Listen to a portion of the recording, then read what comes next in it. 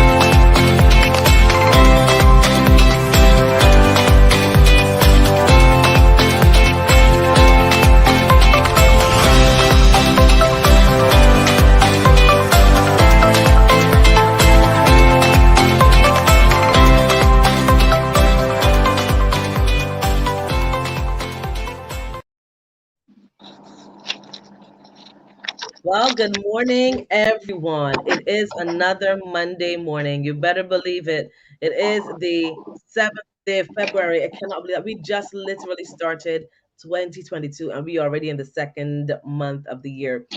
Good morning to all of you who are with us. Send us some love. Let us know where you're listening from, whether you're in St. John, St. Lucie, Christchurch, Atlanta, Jacksonville, wherever you are in UK. Let us know where you are. Who's that? Bishop Mark saying you're St. Philip, St. Farlet, they say. Good morning and welcome to all of you with us. I want to first let you know before we get started that, of course, we're heading into the CXC season. And if you need that extra help, CSET mathematics and accounts lessons being offered by Bishop Mark Harewood. You can see that number 268-1078. Please give him a call. And he has over 30 years experience teaching. We also have Bishop Edison Bynoe. He was also, I'll tell you a little more. He's been working behind the scenes, and he's a great author. If you did not know, penned more than 10 books. This time it is 8 success factors for a healthy life. And you can check it out on Amazon and make your purchase today. And also, we must say congrats to Bishop Edison Bynoe, also the pastor now at Charnock's Pentecostal.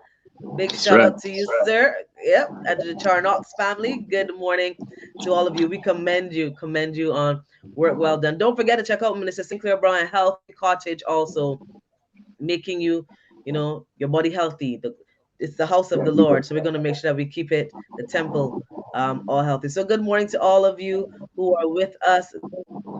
And a good morning to Jason, who is with us. Have a good one to you. Good morning to you, Jason. Have a good one. So, gentlemen, how are you today? Hey, good morning, Marissa. I am doing well. God is good.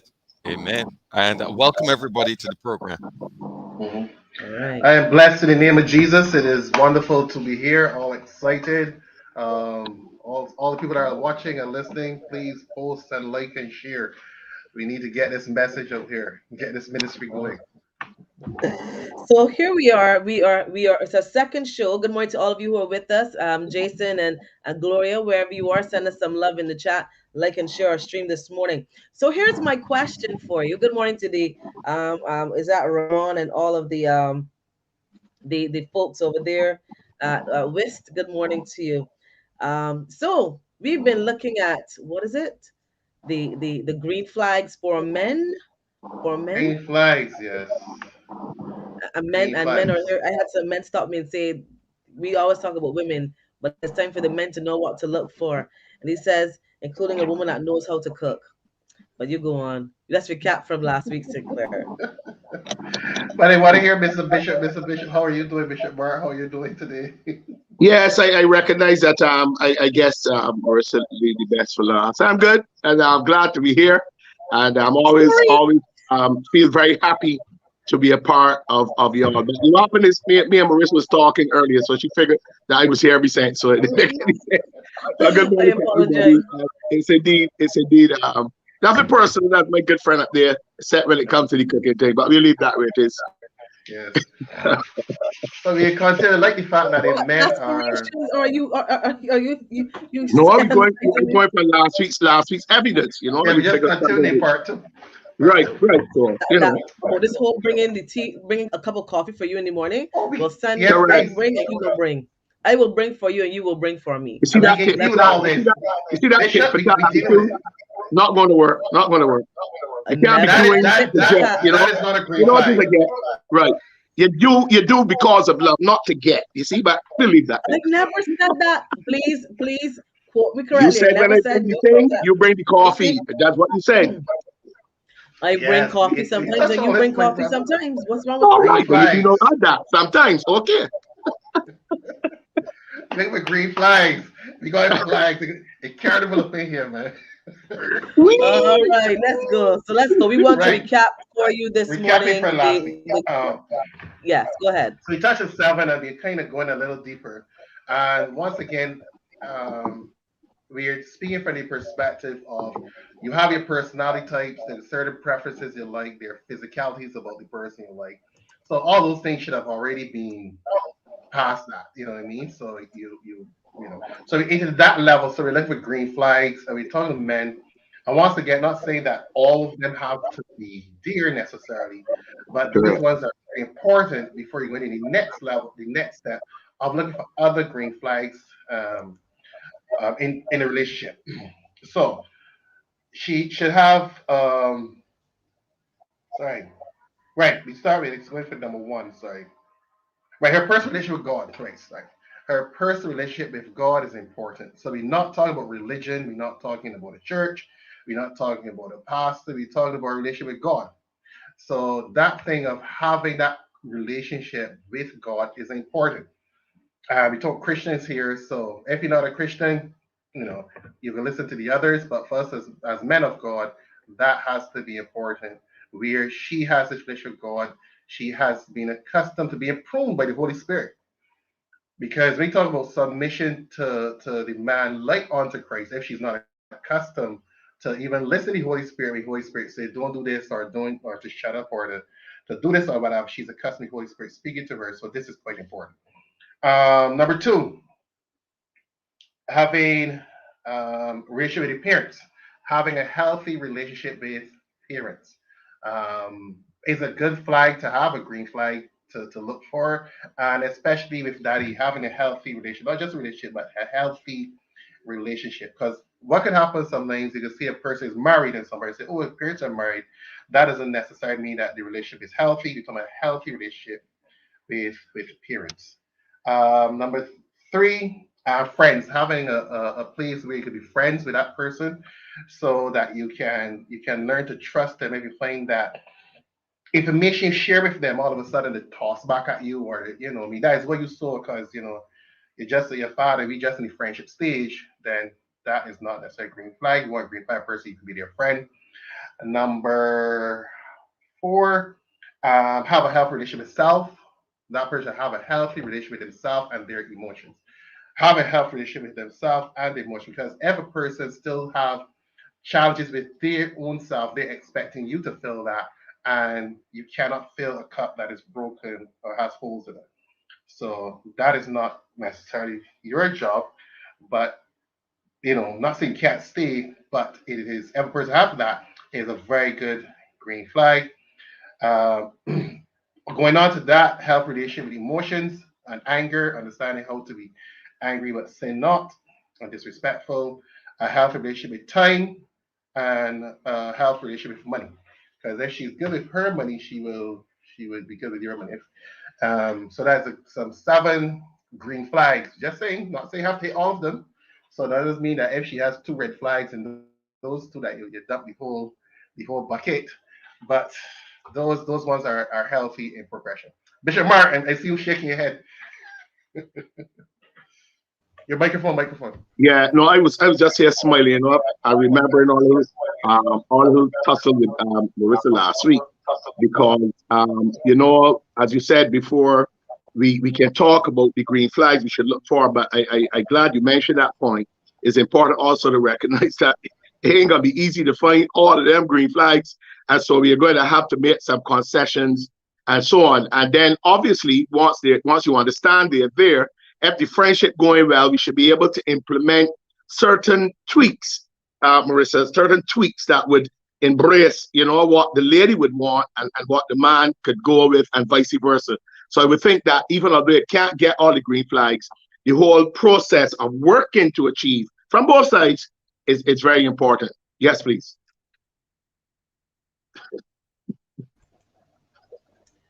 I allowed you with that. Go ahead. Continue. Well, you're definitely not going to get everything that you're looking for, but I think it's important to look at the things that are important to you, because as Marissa would have said, you need to have your boundaries. You need to know what you are looking for. So there's some things that are absolutes for everybody. You might determine, listen, well, definitely a green flag for every Christian relationship should be that relationship with the Lord. You can negotiate with that. There's some negotiables, and then there's some non-negotiables. So you might have a situation where the woman can't cook for nothing.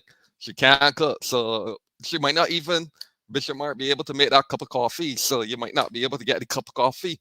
You understand? No, that does not have to be a deal breaker, because you might be a person who can cook excellently. So if you can cook excellently, by all means, you take on the responsibility of doing the cooking. So you have to know what is important to you. There are definitely some deal breakers, and when you encounter any of those deal breakers, you know this relationship ain't going nowhere. It make no sense further investing in this relationship. You basically are going in separate directions. So you really got to know what green flags are important. But it's important to understand when you can take this relationship to the next level, because as ministers of the gospel, we've seen people in dead-end relationships. I mean, relationships that just weren't going anywhere because there were so many different red flags. There weren't sufficient green flags that said, look, this relationship can go forward. So this is a healthy discussion to help us to understand those green flags that says, yeah, this is somebody that I can spend the rest of my life with.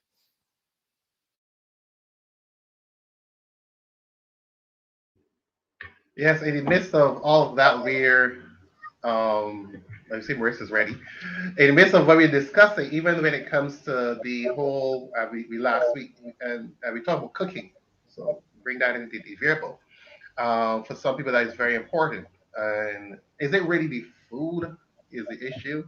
Or is it the emotion that goes with it? Is it the service or feeling that level of a person, serving towards me? Is what really is it? Is it, a person saying, "Oh, I want food," like legit? Because I've seen people got food but still felt bad because it wasn't the food that they want. You know what I mean? Because the person doesn't cook in that style that they like, and they still Just feel gonna go there. right. So is it really the food? Is it what? What is it? What is it? What is the emotional or the language that is there? And that's why to me these ones are fundamental, because if these are in place, then when we might look at the fruit, because we think the fruit is the issue, You know what I mean? As Bishop Morris says, like the presented problem is never the problem, right? So we're looking to deal with the fruit, but what is the root of this issue? What is the seed in this situation? So when a person says, "I want a person to be able to cook," is it cooking necessarily? I do believe that cooking is important, but I don't think necessarily, especially 2022, that's a deal breaker. But I think it's important. But what is the emotion behind it? Yeah, I agree with you, Clair, that I'm gonna come now later, Marissa. I know you're anxious, yeah, but I agree with you, because a lot of times maybe stipulate we want these things. When you check deeper, it isn't so much that that particular thing should really be making or breaking the relationship. But what happens is that because you might be accustomed to that, you see your mother do that all the time. You might see it as a way because your mother would take care of your father in that was one of the things she did. So you measure a person's ability to love you by whether or not they can prepare a meal, whether or not they can cook and all of that. But one of the wonderful things about relationships is that if you start with friends and we get some of those other green flags, right? a woman wouldn't have a problem humbling herself that she can't cook to try to learn, because the love should be pushing her to look. I ain't necessarily learn this to cook every day, but I believe that if I love him and that is something he expects, I will try to learn to do better and to meet his need. What is wrong? Does that mean you're subservient? Does that mean that you're nobody because hey, here we go. You know, does it mean that we should get in the front of the house and say, let me take a second, I'm cooking. Do we do that? Or does love say, look, let me try a thing, honey, teach me. Let me have some fun in the kitchen. I can burn some eggs. I can mash up some rice, but I can do it for you. You understand? And if at the end of the day you realize you don't care what you do, you can let the food, we leave that with this. You know? They put the food and you do the cooking as the man. But you gotta try these things as well. Love is giving here, taking here, you know. Anyhow, that's my view. But Lady Marissa, you're coming in. So the gentlemen have been having their say about the green flags, and we know they like to give me trouble. So good morning to all of you who are with us. Feel free to share your comments and your thoughts with us. So interestingly enough, I'm gonna go to Bishop Edison and then come back to you, Bishop Mark. Bishop Edison said something that I did say last week. You must know first what you want. I believe that you must first know what your needs are. If you are as a man, you're a businessman. If you are a man that works in healthcare, you will know that your time is constantly going to be challenged. You need to know you have a potential spouse who understands managing that type of time. Going back to the issue now that Bishop Mark just talked about in terms of cooking, because there are times when a woman can seek to meet a man's needs. Especially, let's talk about food, because we know that they often be grown up in a culture which says that a woman must be able to cook. And if she does not know to cook, it somehow demeans her value, because men love a woman that can cook. But if she's not able to meet you on that level, but is able to meet on other levels, then there must be a compromise. The same way that he is not going to meet on all levels, and there has to be a compromise. Bishop Mark just said that love would cause you to improve yourself. Yes, but love will also understand that, you know what, maybe she's a good homemaker, mother, businesswoman, etc., but when it comes to the kitchen, she does not manage it. I'm better in that area, or maybe we just have to eat out. I think that we need to understand that you must not force especially this whole issue about cooking and bringing this coffee in the bed, because if you have a mother that has practiced her son to certain things. Say that again. No, the word you use there, force. You know, you put this a word there that got me in trouble. Force. I mean, yes, I don't believe that a woman wants to force. I don't want a man forcing me, and I don't want force a man either. But why would you use force? Force. You're saying that as you're saying, that word. I was specific in using that word, forced. Yeah, but that's a vicious word. That's the man trying to lock off you. Listen to me. When I marry you, you must be able to cook and bring me breakfast in bed. And if you don't bring me breakfast in bed, that something is wrong. No, we don't want that type of forced love. We want a love that enjoys bringing a spouse breakfast in bed when they're married. That's all I'm saying. But we need to understand that, as you say, Bishop Mark, love will cause you to Listen, let me jump in. Wait. Before Minister Clair jump in, let me be the peacemaker here. When we talk about green flags, right, we're talking about the things that should be non-negotiable. We're talking about the things that should be important. So, for example, we emphasize that relationship with Christ, because that is important to a Christian relationship. If that is lacking, it's going to affect the relationship in a detrimental way. We're talking about things like how a person manage time, because if a person can't manage time, they can't manage money, and they're talking about really can manage time, can manage money, then it can create certain problems for the relationship. It's going to create challenges. So what we want to focus on are some of the non-negotiables. As Marissa said, there can be some things that you could give and take.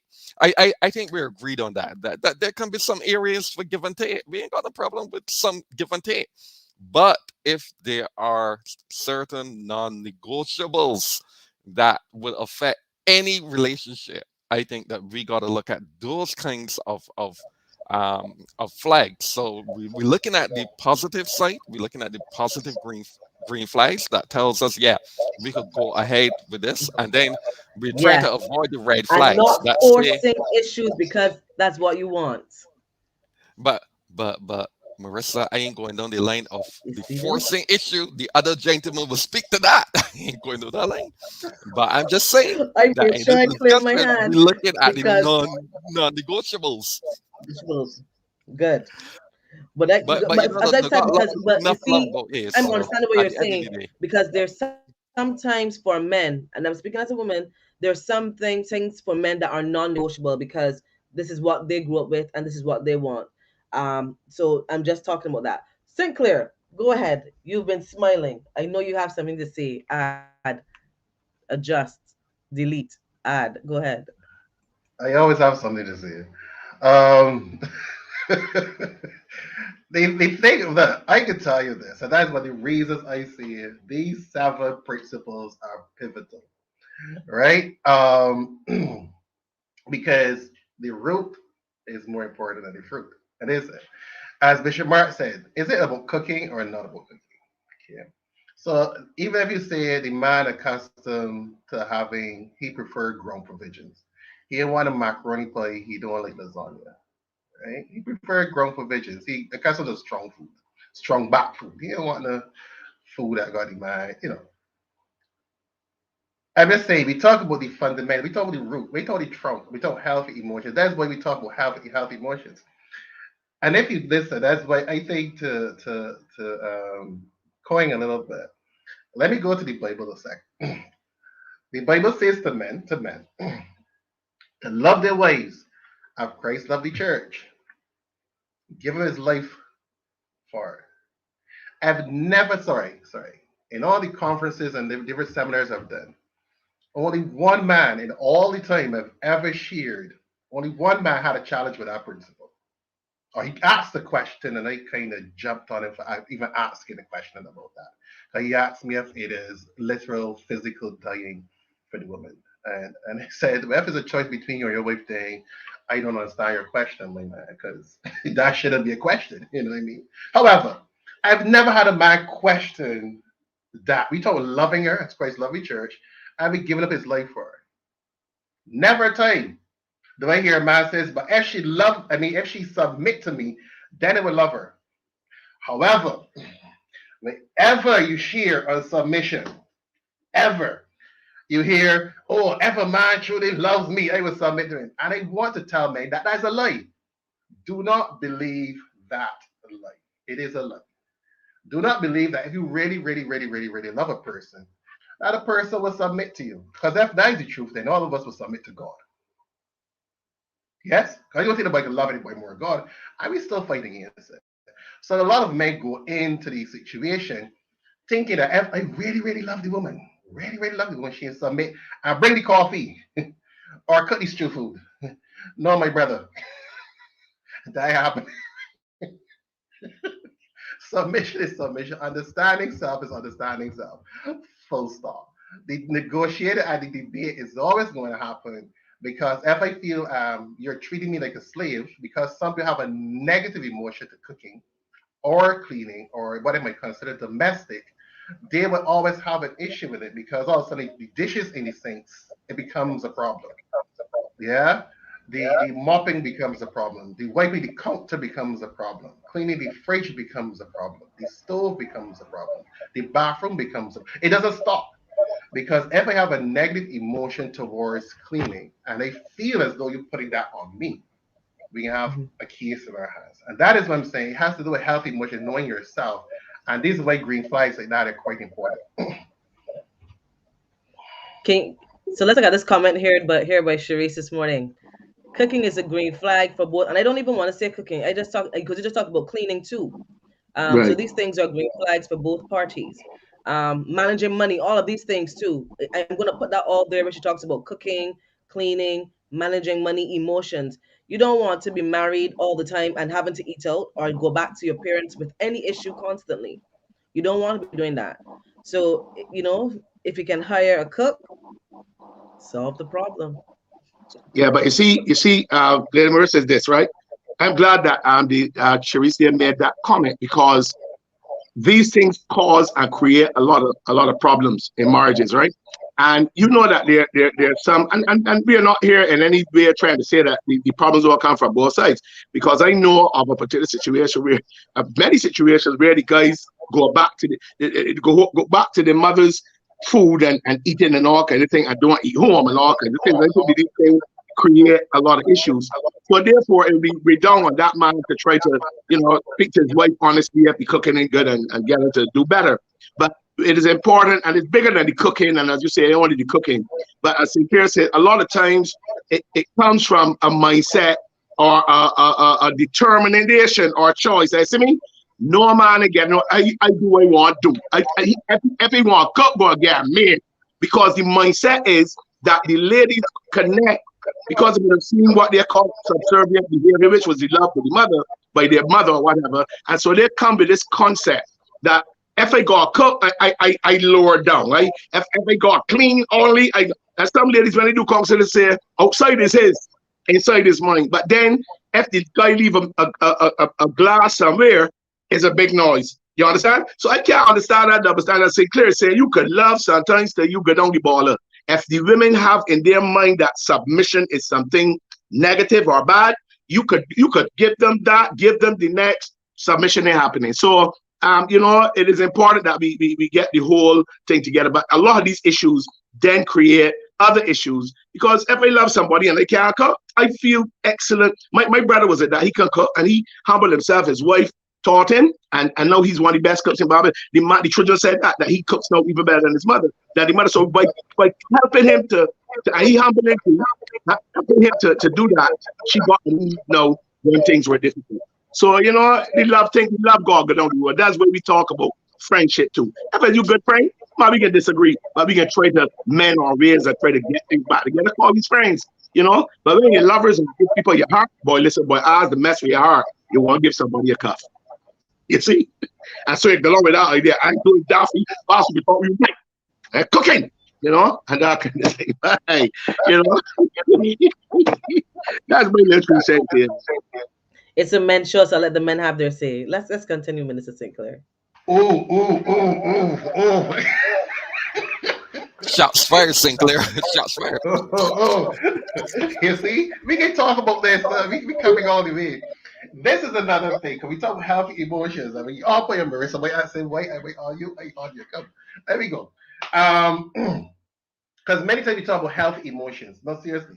And this is it, because in the compromise of understanding healthy emotions, I said a lot of things we discuss fruit, because a lot of women say they want an assertive thing. Okay. Ramon said, don't let you get me. I let you get me, Ramon. I got the reins tight.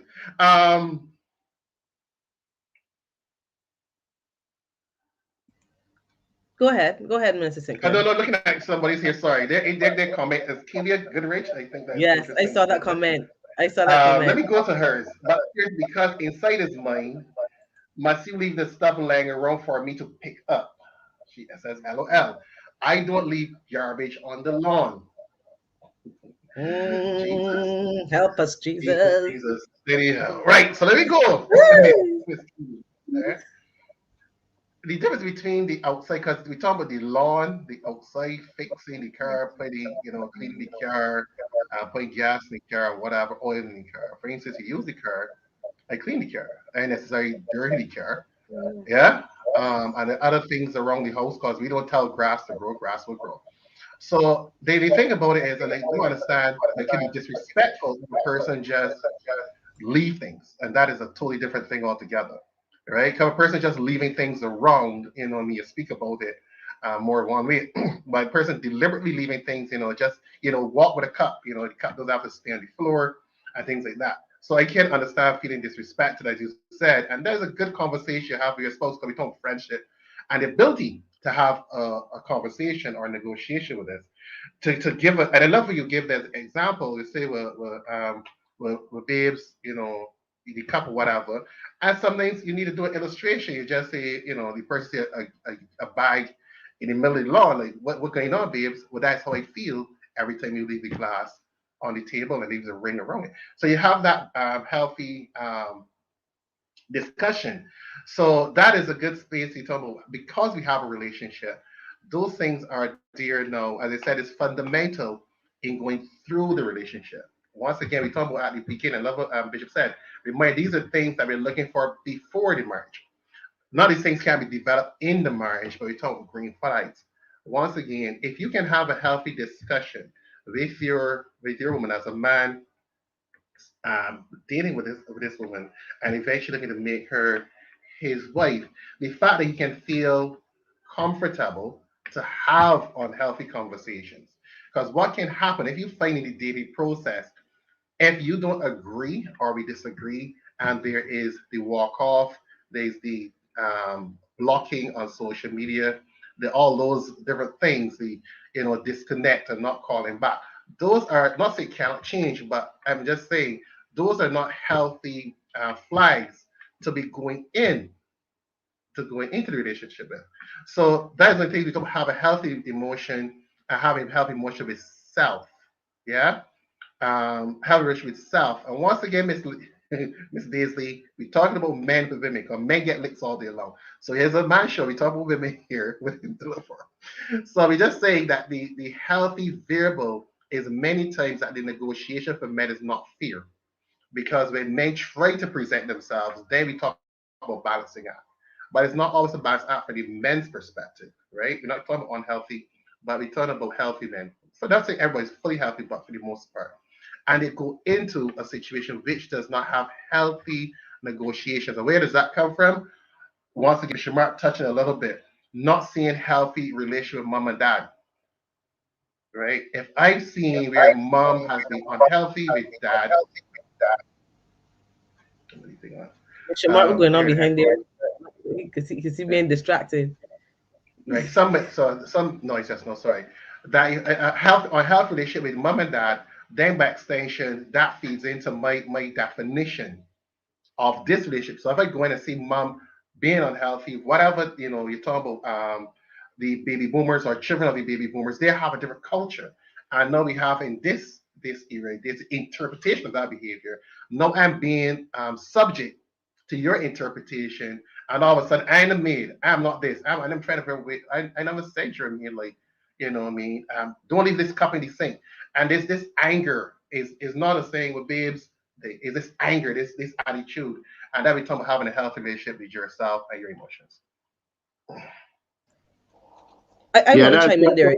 See, go ahead. Something very that I have learned as I've grown up. Remember, we often say that, and I remember hearing um Pastor, Myrna Odell and her late husband Adrian would talk about the fact that there's some of the behaviors that they saw coming from their parents, and they had to be intentional to say that this is not the type of relationship that we were, or type of behavior that we will carry into our relationship. And necessarily you can't blame them, because that's what they were taught and that's what they saw. So that's what they continue to build upon. But I think that now that we become a little more aware and we understand more, especially after St. Clair did a program, and I think we should revisit it sometime this year, when St. Clair did a program that talked about understanding personality types. When you understand your spouse's personality, and I'm talking about persons who are married. Now, when you understand before you get married that you have someone who is always on the go versus someone who's a little more laid back, their responses may take time to come back to you. Their mannerisms in terms of how they manage emotions and manage the stresses based on what they would have learned from their parents. Because as St. Clair said, if you come up in a household where you heard a mother saying, am not a maid. A woman gets married, and you know, there are certain things that are expected of her, or things that are going to come. As Heather says, that learned behavior, you then have to, you know, separate yourself from that learned behavior, where you have to say, this is not what I am going to carry forward. Where you know you're not going to say, because your spouse asks you to cook stew food, where I ain't a maid. No, you're going to say, you know what, my husband wants that from me. You know, in a loving, in now understanding the nature of giving and relationships and the expectancy that comes, you know, you cook with love. You know, for me, it's a joy to have a spouse say to me, hun, you can make some macaroni pie for me, or or I can get some cuckoo. That type of thing, you know, that's a love to know that that husband can come to you and say, this is what I'm looking for.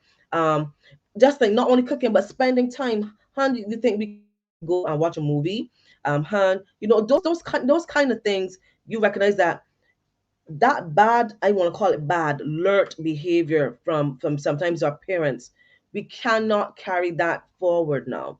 We've got to set a new precedent for our children, where we teach them that there's nothing wrong with cooking for your spouse, cleaning for your spouse in return doing those things. It is not a woman's thing, it's not a man's thing, but naturally it is what is expected in a healthy relationship, because we are both giving towards each other. And it's not about doing more or doing less, but it's actually about just responding in love, because that is what it is. A love to do it. A love to do it. But that is why Marissa and guys, it's very important. You know, it is very important that in marriage counseling, and before anybody get, I always admire the young sister there who come to me, who ain't necessarily got a date yet to get married, who ain't necessarily decide that they're going down that road. But what they have done is they come and say, listen, I ain't gonna date. We just want, there's some little issues. We want to see if we're compatible. We want to check out. And that's very good for the young people today. But a lot of times what happens that causes these problems, where cooking for me or doing this for me is a problem, is because people don't really like the love, what the heart saying, what the body saying, what the body's like, they want to get together. And they don't realize that what needs to be discussed are your expectations. Right? You have to sit down and say, listen, I do it. I like the left side of the bed. I don't deal with that. I don't. And at the end of the day, you go to the other person and say, no, you hear all my expectations. Which of these you can never deal with?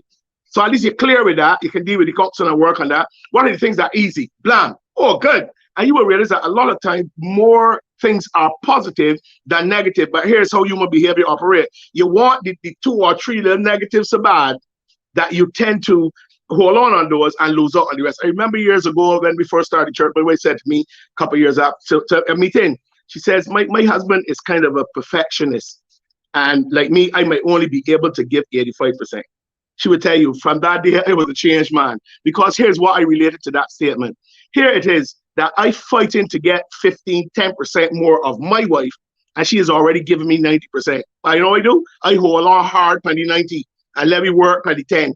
Because I could be seeking to throw away the baby with what I thought to say it, trying to get her to line up to what I think should happen and all of that, and then lose out on a good woman. 28 years later, going 29, as a happy man. Why? Because I decided I can work, and thank God for the 85 or 90%, and we will work along with the 10%. And that's work for me, right? A tremendous woman I have in my life, because I had to make a determination. And that's what each person got to do.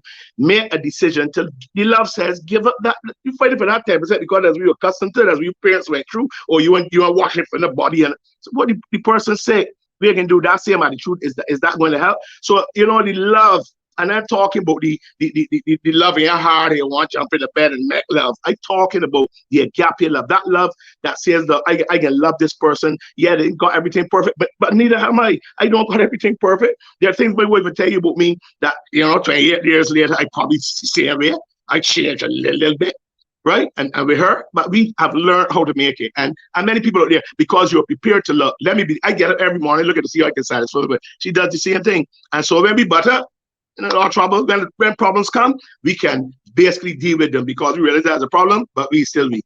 And that's what you got to do. Expectations are very important. And then how far you're willing to go with the other person's expectations. If you're willing to go so. That's my view. Agreed. Totally agreed.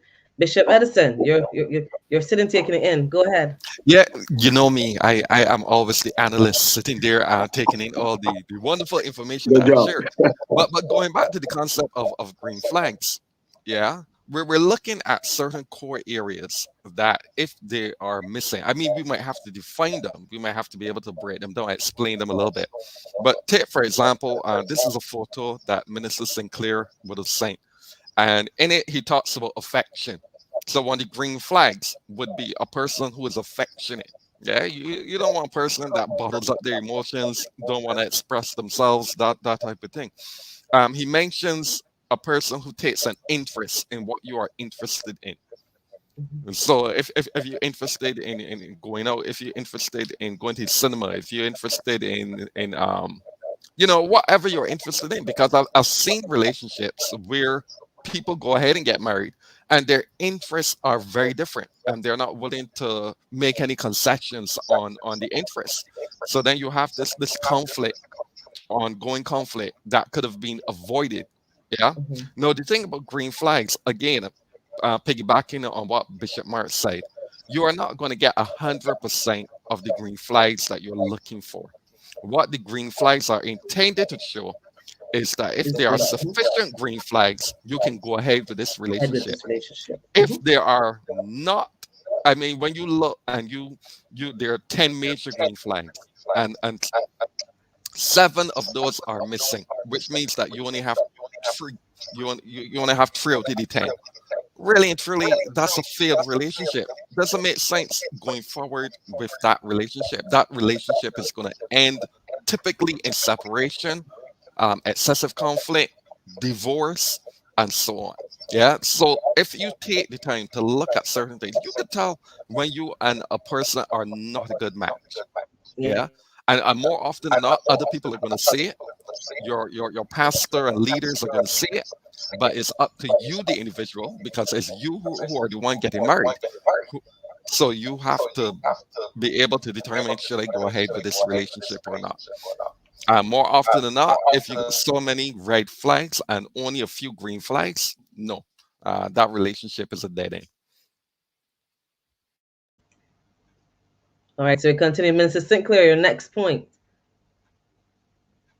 I love where we're going because those initial ones now lead to the other ones because now the list gets longer. Yeah. So the list now of the green flags you're looking for, it gets more in depth. As I said, when you first saw the person, you like the physicality, you can talk and those things. Those are easy. Those things. Any person can fall in love. Fall in love is not hard. You know what I mean? Because you see somebody, you like them, you like this thing about them. That is easy. But when it is to like somebody, where they're doing things that you don't like or even hate, now that's when love really kicks in. We talk about the foundation of love, and you should be looking for a person that is easier to have that healthy relationship with. We're not saying that if you choose to have all red flags in those areas and choose the person, then you choose that person, but just deal with the consequences of it. We're just saying these are some of the things you want to look for to have a healthier relationship. So one of the things I do with couples is I expose the dirt. If anybody can fall in love, with cute things, that is not my job. That is you could do that on your own. As I say, you don't have to make grass grow. You gotta be deliberate with planting flowers. So the thing about it is exposing dirt, exposing the challenges in persons, and do you still choose this person when you get a little deeper? Because once you're doing counseling and you're doing it, you're taking objective tools. There are things that you can see as Bishop Mark said. Okay, putting dishes in the sink, is it an issue? Is it the bathroom? Is it an issue? There's some people that you have to wash only shower curtain, and that is a major thing to them because Mhm. and somebody doesn't make or break. Some people, have 3 sponges at the sink. All those things. Is it a deal breaker? And this is where you really get deep because any person can say, listen to the same music. Oh, we have those things. But what about the other things, the fundamental? Our finances are an important thing for you because what we can say we negotiate, but if you are a person that thinks in the future and you're a person that think about putting down and saving and all those things, but you have a person that's continuously splurging the money, especially have a joint account. You know what I mean? You put it in, but it's faster coming in, it going out, and then it got a credit card. So now you went from being in the green, from the black to being in the red. No, we got a problem. So you know what I mean? Legit. That is a serious thing. And that's one of the reasons I say that we need to look at how does she spend her own money. If she's not good with her money, don't expect her to be good with your money. So that is one of the reasons. So we have that discussion. But when you go a little deeper and we talk about affection and that type of thing, how important is affection to you? And I must say that a lot of people that talk about affection are not necessarily affectionate. You know, a lot of people think that sex means affection. That is not the same. You know, some people do not like to express. A lot of women, believe it or not. Explain that, because I think that we have, I think that we have really allowed movies, television to create some false narratives for us, where we think like that, as you said, that affection only comes when you are behind closed doors. You know, for other people, and like I saw a post that said that, you know, love does not always come with holding hands. It comes sometimes with someone asking, "Have you eaten? Um, can I do this for you? What do you need?" So I think we need to really understand that, as I said, you know, the false narratives, the learned behavior, especially coming from parents and those that have gone before us, that is sometimes so wrong, that has led to us being unhealthy in the ways that we understand, comprehend, and even receive and give love. Because as you're talking, I'm here thinking about the fact that there are times that people have all these green flags in front of them, but because, like you say, she doesn't do this, or she doesn't do this because this is what your mother has done for you, you miss a great spouse. You miss a great spouse because you're saying, my mom used to do this and my mom used to do that, so she should do that.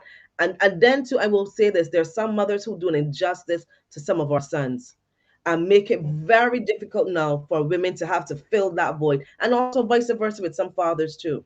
But I believe that we, as you said, that affection thing, we need to understand that love will look different. That's what reminds me about the love languages. When you understand how your person receives love, then you're better able to know that, like Bishop Mark, who had a wife this week, whose wife had a birthday this weekend, he knows how to say, you know what, my wife likes this, so I made sure that, you know, Lady Kathy had this, because I know that this is how she will understand and receive love. And then I got another notch there, you know, big, you know, more love coming my way. But I like what you said, that because we are an affection deficit society, where we think that it must look like this, and it happens only in the bedroom behind closed doors, and that's an untruth that we've held on to.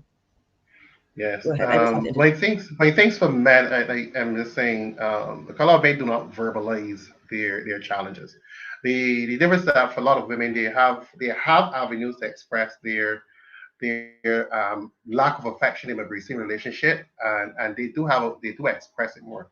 But in the field that I'm in, where men become transparent, a lot of men, believe it or not, are hurting because they don't receive affection from. You should nobody know they were married long. That's Mr. Jason to you, Bishop Mark. But I move on. Right. I couldn't help. Right. You would deal with Jason later. All right, I will speak You would with deal with him. Jason later. Right. Right. The thing about it that a lot of men are not receiving affection. So that's one of the things, honestly, that a lot of women may claim they want affection. And I'm serious. I find that our society, that for a lot of women, they're not necessarily affectionate. And I'm just not knocking anyone, but I'm just saying this is me being very objective. So it's not subjective. This is given even other females when they come into our environment. Then somebody asks the question, why are Benjamin seem to be so harsh? So men are very much in the experiential side of it, where you may hear about sex. Yeah, we have sex. It's a closed door because we have affection and sex and the same thing. Intimacy and sex, we have the same thing. You know what I mean? Passion means vigorous. And all of those are wrong concepts of those words. So a lot of women, when it comes to affection and expressing that affection, I find that that's one thing for a lot of men. A lot of men not getting an affectionate woman um, in many areas. And But it all depends on saying, and that's why therapy is important. But they say that a lot of men are crying out and saying, no, we're not getting affectionate spouse or, have that expression. So that's the thing that we have to learn. Apart from the love language is important. The love languages are important, but the love language should not be where I do the test and say, babes, acts of service is my thing, so washing dishes makes me feel good. That's not the test it's for necessarily. But it's understand yourself and be able to understand yourself enough that we have healthy negotiations. And at the same time to grow. Because to stay and say, okay, acts of service is my thing and just stay in that box. No, you need to grow in other areas and start to balance out yourself on why that is important, but also grow because a person may not be able to fit all the things that mean importance to you.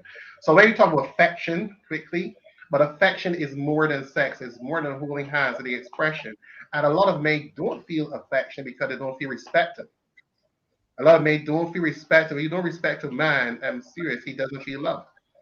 Right? So many I times want, the I want you to language. address that question there that's on our screen too, because we talk about Which one? affection. You said, but men don't show the need for affection. So you just talk about respect. So let's address that to answer this question. Very quickly. How But some men men do especially not show. understand it. But he's saying once again, I don't necessarily agree with that. Because many women come and say, "Oh, my husband don't talk," or "My husband don't this," and I said, "Bring it," and they talk a lot. So there's a surprise that me and the guy going at it, bang, bang, bang, bang, bang, and I turned to him and said, "Why do you think this is happening?" Because they're sitting shocked because they figure this man is not going to talk. He's not going to discuss his feelings, and he does.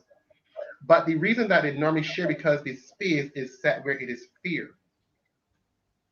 And once men recognize that the rules are fear and they're not changeable, they start to speak. Because if a man is expressing his feelings and or he's speaking about something that's important to him, and then you hear, oh, that I don't feel, or because women normally speak from their feelings and not necessarily from a fact. I'm not saying nothing, just help you if you hear me. When you share about your feelings, it's subjective. So it doesn't have a healthy negotiation, right? Which is different. So once the rules become fear, men then recognize, shoot, I can then share my feelings and my emotions. And men are affection. People thought men don't be passionate. Do you see football? Do you see cricket?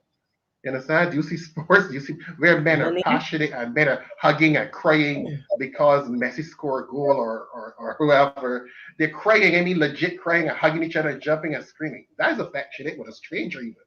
So why is that? I'm just saying. And yes, some men need to learn to feel safe expressing that emotion with their spouse. And that's where some tools may have to come into play. But a lot of men on the other side, like Bishop Mark go, but a lot of men on that side just say to receiving, a lot of women don't give them serious, a lot of men don't give men affection. They're receiving end of affection, but they don't give affection necessarily. Yeah, you are so correct. A whole set of stuff you covered excellently well. But listen to me, right? I think the aforementioned there just now. A lot of times, too, women feel that a man should know. We got this misconception that we should know. We gotta read these signs. We should know that I want this. We open your mouth and say we want. I mean, I don't understand. And so then we put men too in this box. Women get together and they talk a lot of stuff. And there are exceptions, Marissa, to a lot of these things. But the general rule is that women seem to think that I know because of the books to read and the movies and so on, as Marissa said earlier, that the man is the prince on the horse, the shining armor. So he must come with a dossier on them and know what they should want and whether they should get this and that. You gotta open the mouth and talk. And then the other thing is that you have a situation where they open their mouth and won't give the man a chance to say nothing. It's because they come to the preconception before the man can finish that one answer. Before the man can make his point and even get emotional. If he get too emotional, he's soft, he too laid back. Man, listen, the man going real hard. Because women come with the pre-knowledge that they know. I hear them all the time. Whenever we don't know women, but women know the men. Women want to fool in, want to sell, as a matter of the truth. When I feel, when I know, when I don't know, we all go that knowing us for what other women that had bad experiences, or you might have had one or two, and you make that a general thing for all men. And that is where the challenge comes. So when you hear, I like St. Clair, I have a situation where a lady called me and tell me, listen, my husband see down, she freaked out. She came in the office and sat down with me. I think she shared this before. And when everything went down, when the guy, like Claire said, when the guy that talked, she just sort of. So I asked her one question. I said, but when you first met your husband, Wasn't he laid back? Yes, he always was laid back. Now, she thought I licking the man. But when the man finished, the man said to me, listen, if I say a gaba, she sabah. If I say a buy rice, she buy cuckoo. If I tell her to use breeze, she use. So the man said, you know what I do? Like most men, I decide, let she wear the pants. Right? I want to report today that she had never heard her husband express himself like that in all the years they were married. Today, they're happily married still. But what I'm saying is that when we come with these preconceived notions, especially with the ladies, and we men sometimes, some men too don't want to be too adversarial. As St. Clair said, they love the wife and they want to show love and all of that, so they take a lot of stuff and walk away with it. The problem is that women got to determine that they must listen and try to, don't go with preconception, what people say and what you experience when you're 16 years old, that fella that on you. Deal with what is the reality. That's why I said at first, we need to sit down and list the expectations. So I start with the things you like and don't like about your partner. As St. Clair said, when he likes come, I love his eyes, I love his smile, he's handsome. But when you hear the things that they dislike, people feel dropped down. Why didn't know that was the case? So these are all the things that you got to put there. St. Clair said, you bring all the dirt, man. We ain't coming, but I counsel that people, when if they get through my counseling, they deserve to be married. If they don't, left it out. And that's why I counsel, not for them to come. So I go, I want to know, what's the bed you want, where you like, what about money, all these things. And that is very important because a lot of people come with this preconceived, men are no good, but I got one, I can try and see if he can work out good. No, women got issues too. So that's just my dollar instead of 3 cents. That's what it is. Edison, go ahead, because I want to get ready for us to wind down. Yes. I have to wind out, Well, I don't really have anything to add. I'm with Bishop Mark. I think communication is important, even when it comes to the green flags, because there's a lot that we take for granted when it comes to relationships, and we don't really look at some of the major issues in the relationship. So even, the whole thing of affection, it will be good for you to go on the internet and actually look up some of the ways of showing affection, because some people have a stereotypical way affection must be holding hands only, but there's so many different ways that you could show affection, and that will be meaningful to the person that you're with. So I like what was said. Don't write off a relationship if there are a lot of green flags, because there are 1 or 2 areas that don't meet your expectation. And we got to be careful that we're not unrealistic, because I think with everything that's happening in society, sometimes people have these unrealistic notions. They're looking for perfection in a man or perfection in a woman, and you will never get that. Yeah. But at the same time, it doesn't mean that you have to settle for any and everybody. Yeah, because there's some people that feel like that they have to settle, but you don't have to settle. What we're saying here, before none any, right? Yeah, what we're saying here is just look at some of the green flags, and if there are sufficient green flags, yeah, especially when you get that confirmation by the Spirit of the Lord, along with the green flags, you could go ahead and further the relationship. You see, I found, because we're getting ready to end, and I really want us next week, St. Clair, if we can, stick a pin here and look at affection.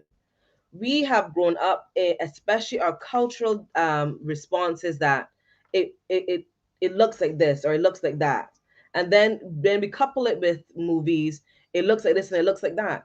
I think that we need to understand who we are dealing with.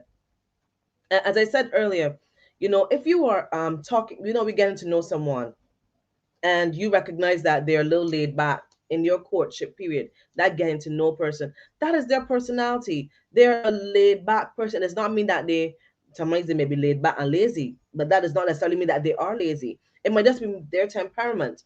Then you need to understand, and I go back to this, there's so many times that people have great potential spouses, but the fact that they're looking for this expectation of what they, and I mean, we all have expectations. So maybe this person is divorced. Maybe this person has had a bad experience with finances. Maybe they are working on themselves, but they're not quite there. I think that sometimes, because it doesn't look like the finished product that we are looking for right there and then, many people pass on great spouses that over time, if they continue on that instead of working on themselves, and you also helping them to work. And with persons like Bishop Edison, St. Clair, and Mark, the counseling, you can get there. But I think that we have had some preconceived notions, and especially as women, and I I usually pick up from our ladies, but there are times when, whatever, Bishop Mark, I see you, times when we have been wrong. We have been wrong in terms of sometimes we have been wrong in terms of how we approach it. That he must come with a, whatever. Yes, y'all have just heard me say that. They come with a dossier where you say we expect men to know everything. They're not going to know everything.